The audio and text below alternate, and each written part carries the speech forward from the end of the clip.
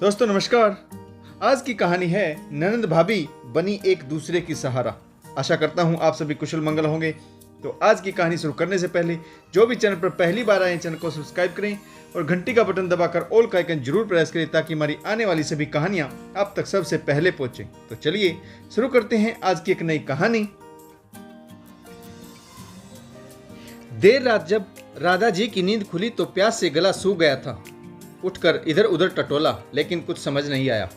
तो दो पल को वह आराम से चारपाई पर बैठी रही। एक तो इतना घनघोर अंधेरा, ऊपर से बूढ़ी आंखें, कहीं अंधेरे में गिर गई तो बुढ़ापे में दुर्गति हो जाएगी। यह ख्याल आते ही राधा जी की प्यास मर गई और वह वहीं अपने बिस्तर पर लेट गई। आज का अंधकार और अंधेरी रात राधा जी के मन के अंधकार से गहरी नहीं थी। राधा जी ने जिसे अपने जीवन का चिराग समझा वही पूत कपूत निकला तो यह अंधकार ही जीवन का साथी बन गया। 40 साल पहले राधा जी शादी करके आई तो शादी के 13 वर्ष बाद भी उनकी गोद हरी नहीं हुई। यह सोचकर वह बहुत परेशान रहती थी। मंदिर मंदिर माथा टेका तब राधा और उसके पति रमन को नन्हे कृष्णा के रूप में बेटा हुआ। राधा ने उसका नाम विजय रखा। समय पंख लगाकर उड़ रहा था। विजय माँ की रट लगाता और माँ का पल्लू पकड़कर भागता रहता। राधा जी को पता ही नहीं चला कि इस लाड प्यार की दुनिया में कब उसका बेटा जवान हो गया और वह अपने पसंद से दुल्हनिया भी ले आया। राधा जी एक सरकारी स्कूल में टीचर थी। इस बीच एक घटना जरूर घटी कि उनके पति रमन जी उन्हें छोड़कर इस दुनिया से हमेशा के लिए चले गए। परंतु राधा जी ने माता पिता का फर्ज निभाते हुए विजय को किसी चीज की कमी नहीं होने दी। विजय जब अपनी पसंद से बहू लेकर आया तो राधा जी ने उसे दिल से अपना लिया। लेकिन न जाने क्यों बहू तनु ने हमेशा ही सास से एक दूरी बनाकर रखी। ऐसा लगता था मानो उसके दिल में पहले से ही सास के प्रति खटास भरी हुई। राधा जी का बेटा विजय अंतर्मुखी कम बोलने वाला था। वही उसकी पत्नी तनु अपनी जुबान से ही घायल करने की ताकत रखती थी। राधा जी ने सोचा था कि बेटी की कमी बहू से दूर कर लूंगी, लेकिन यह सिर्फ सोच बनकर रह गई। ऐसा हकीकत में कभी नहीं हुआ। बहू तनु ने उनके प्रति हमेशा ही रूखा व्यवहार रखा। वह राधा जी और अपने बीच एक निश्चित दूरी बनाकर रखती थी। दैनिक कार्यों से अधिक उसने कभी सास से मतलब नहीं रखा। राधा जी का बेटा भी अच्छी नौकरी पर कार्यरत था।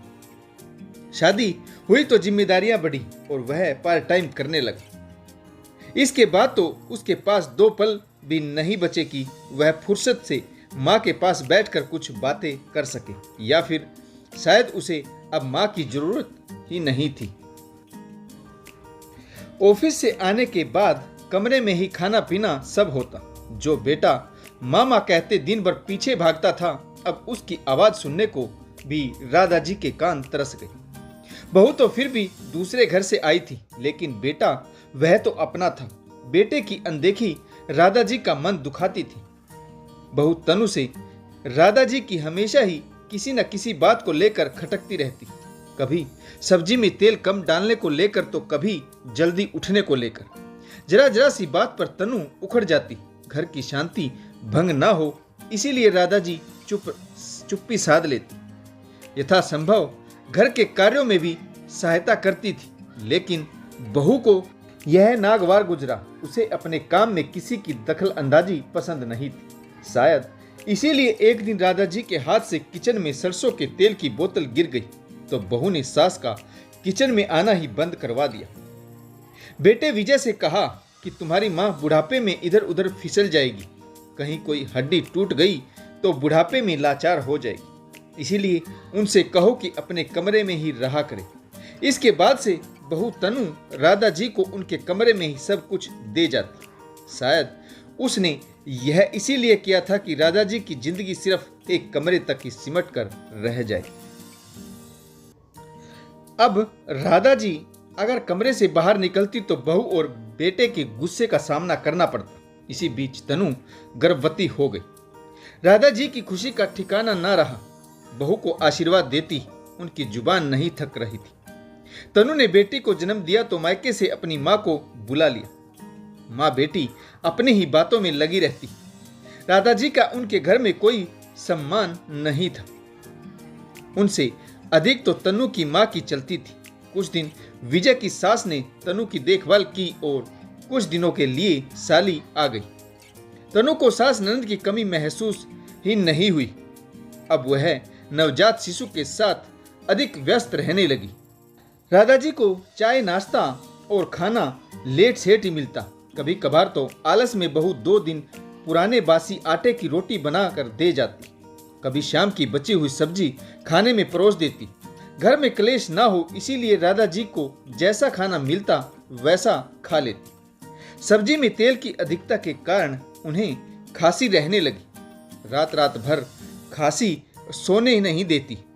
उनकी छाती में दर्द होने लगा, घुटनों में जकड़न होने लगी तो चलने फिरने में भी परेशानी होती। बेटे विजय से कहती तो अगले रविवार या शनिवार को दिखाने का बहाना बनाकर टाल देता, परंतु माँ से महीने की पहली तारीख को दस्तक करवाना नहीं भूलता।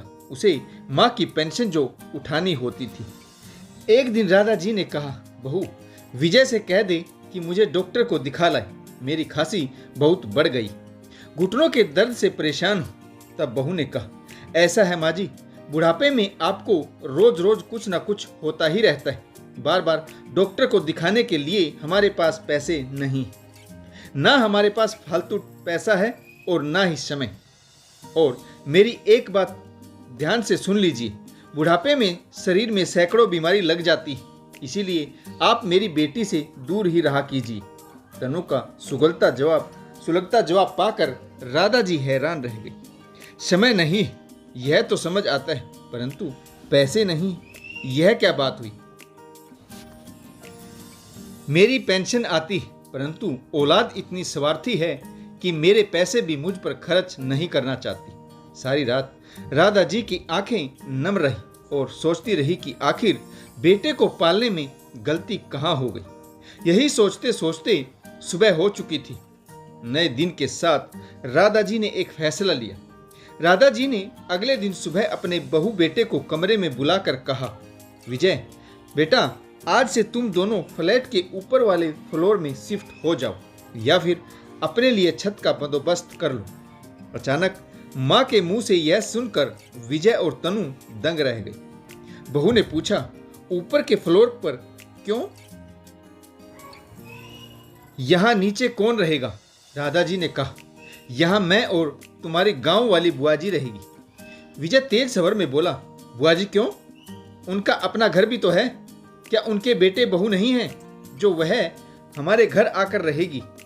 राधा जी ने कठोर शब्दों में कहा, आवाज नीची करके बात करो, मत भूलो कि मैं तुम्हारी माँ हूँ। रही बात तुम्हारी बुआ की, तो अफसोस है कि उनके पास भी तेरे जैसा श्रवण कुमार बेटा नहीं, जिसे अपनी माँ की रत्ती भर भी परवाह नहीं। विजय फिर से बोला, यह क्या बेवकूफी है माँ? आपको पता है ना ऊपर कितनी गर्मी होती।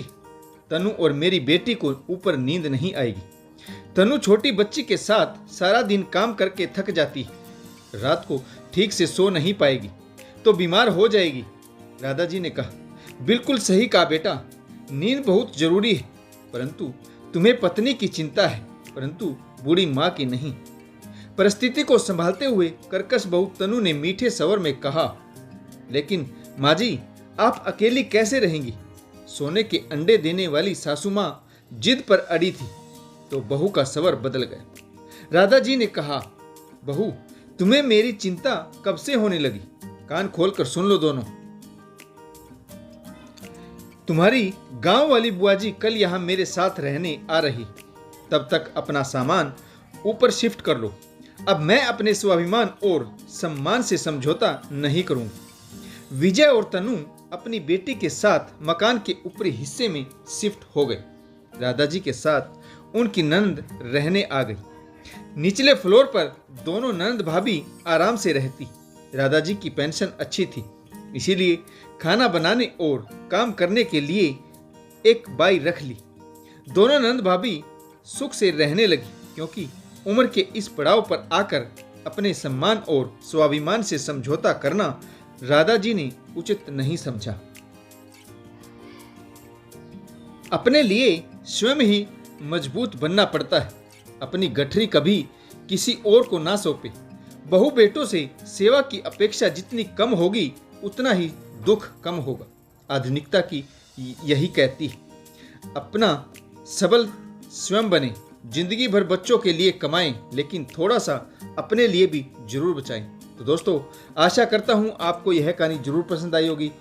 तो अगर आपको हमारी कहानियाँ अच्छी लगे तो लाइक, शेयर और कमेंट्स करना बिल्कुल ना भूलें, ताकि हम आपके लिए नई नई कहानियाँ लेकर आते रहें। तो अभी तक जिसने भी चैनल को सब्सक्राइब नहीं किया है तो कृपया चैनल को सब्सक्राइब करें। कहानी पढ़ने के लिए आप सभी का बहुत बहुत धन्यवाद। जय हिंद, वंदे मातरम, भारत माता की जय, जय जवान और जय किसान।